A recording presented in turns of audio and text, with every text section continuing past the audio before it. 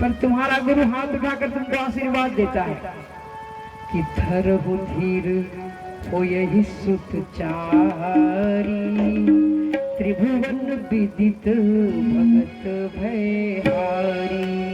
धरहु धीर हो यही सुत चारी, त्रिभुवन विदित भगत भयहारी।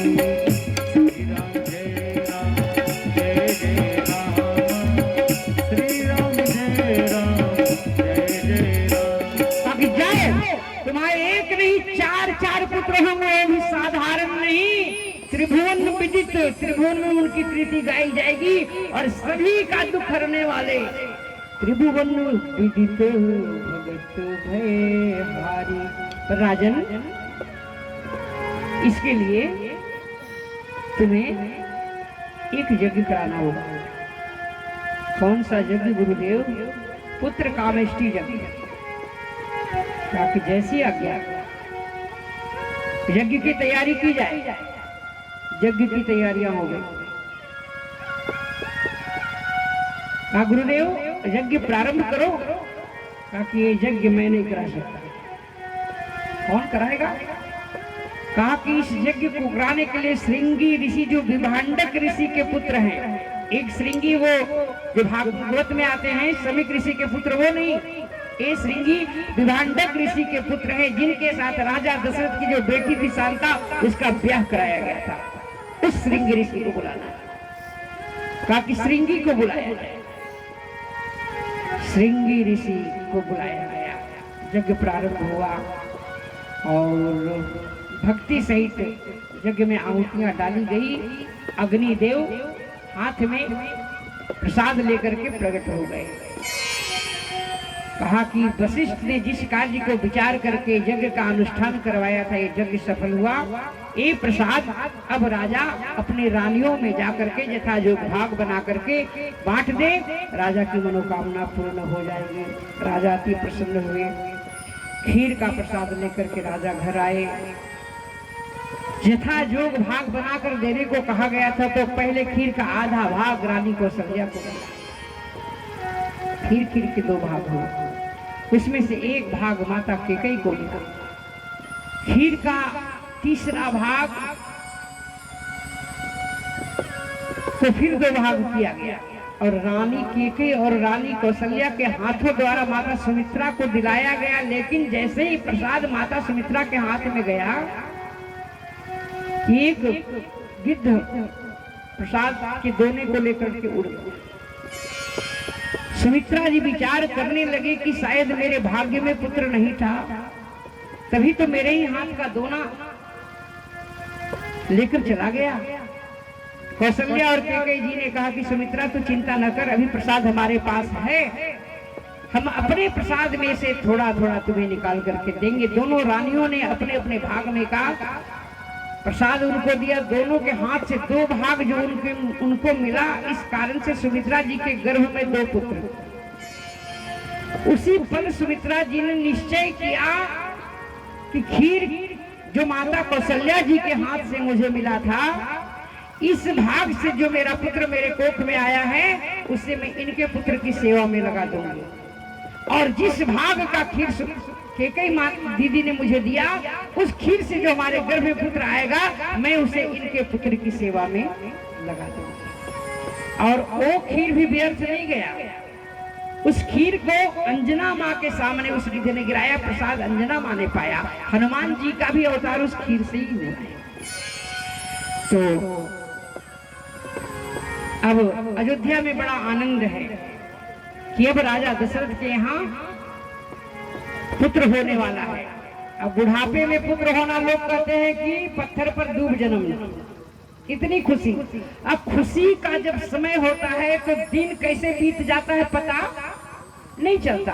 शादी विवाह होता है, रात दिन कैसे कट जाती है पता चलता है। वही किसी की मृत्यु हो जाती है तो एक रात काटना कितना कठिन होता है।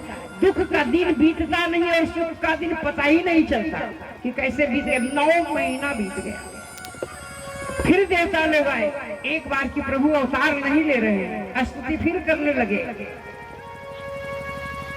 कि सुर समूह विनती करी, पहुंचे निज निज धाम। सब अपने अपने धाम को लौट गए। तब भगवान ने कहा कि बस बस अब मैं आप लोगों के लिए प्रकट होने ही वाला हूँ। तो कौन सा महीना है?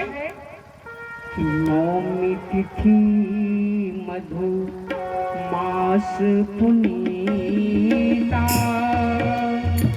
शुक्ल पक्ष अभिजित हरि प्रीता, मध्य दिवस अति शीतल धामा, पावन काल लोक वीसा।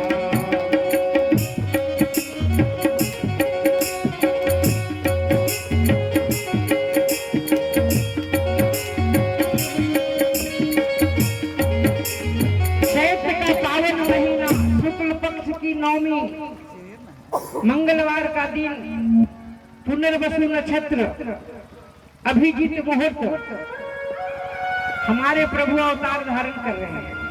सभी लोग आइए भगवान की स्तुति करें। कि भय प्रगट कृपाला दीन दयाला कौसल्या हितकारी,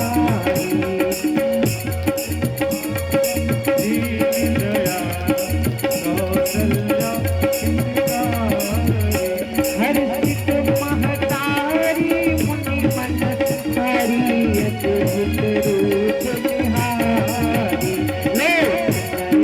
रामा सन घन श्यामा आयुध भुज जामा, भूषण वन माया नयन विशाला शोभा सिंधु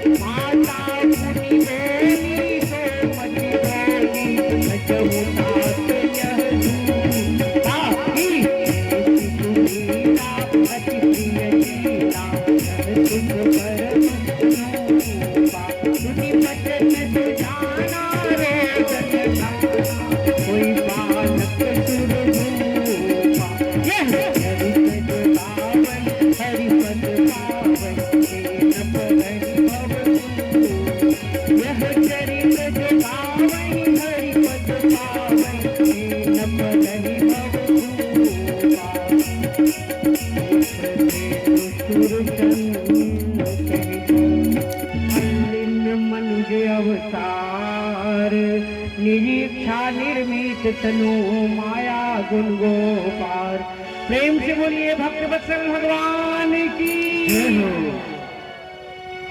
हमारे प्रभु प्रकट हुए